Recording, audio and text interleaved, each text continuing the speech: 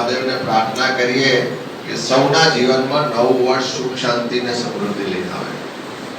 આમ તો વડનગરથી ઘણીવાર આયા ગયા, પણ કુદરતી આજે સંજોગ એવા થયા કે પહેલી વાર દાદાને ત્યાં જઈને આશીર્વાદ લેવાની તક મળી, દર્શન કર્યા, પૂજા કરવાનો અવસર મળ્યો.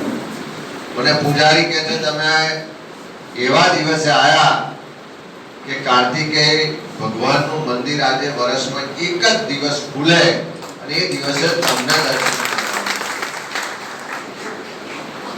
ત્યાં આપણા મહેન્દ્રભાઈ ને પરિવાર તે ચોકી કરે, વર્ષોથી પેઢીઓથી મંદિર સાથે આપણે બધા જોડાયેલા.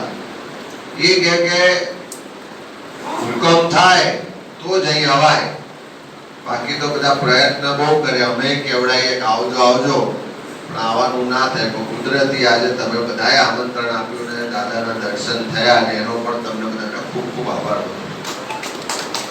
ઘણી બધી રાજકીય વાતો થઈ. મુકેશભાઈ વાત કરી કે પ્રશ્નો કેટલા છે, તકલીફો કેટલી છે, ને બધાને આજે કોઈ પણ સમાજનો હોય, કોઈ પણ ધર્મ કે જાતિનો હોય, બધા જ લોકો આજે ગુજરાતમાં તકલીફમાં છે. પૈસાદાર હોય